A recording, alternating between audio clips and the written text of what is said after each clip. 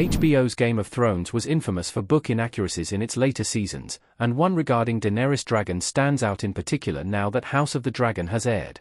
Dragons are a prominent component of George R.R. Martin's world-building in the A Song of Ice and Fire books, and they're a tremendous part of what made Game of Thrones such a massive cultural phenomenon. To this day, there's still nothing like Daenerys' dragons and the battles they were able to pull off in terms of scale on television. Building toward the divisive Game of Thrones ending, it felt like each episode was detracting further and further from the source material. Not every change matters in and of itself, but they are still worth examining, as the accumulation of changes was a considerable part of what led to such a divisive ending.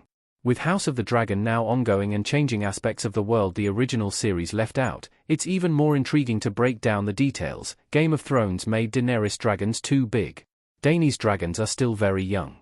Daenerys needed to grow her dragons and ride them to Westeros just as much as the White Walkers had to breach the wall. These were two of the primary expectations for Game of Thrones, and expediting that process was a harmless tactic. However, it's worth noting that her dragons in the books are significantly smaller, at least where we last left off.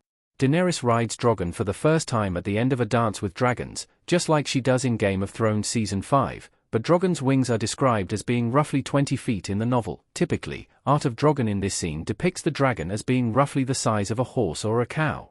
Drogon is given more freedom than his brothers, and flight and feeding are natural ways that dragons grow in the A Song of Ice and Fire books.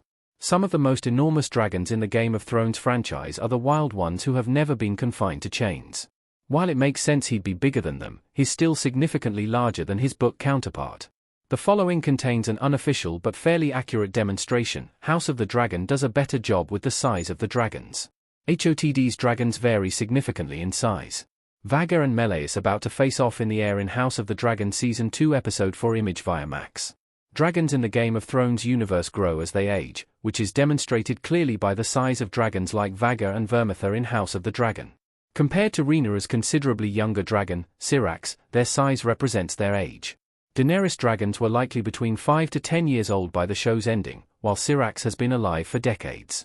Granted, the she-dragon has been in chains for a significant portion of her life, but Drogon would still probably be a fair bit smaller.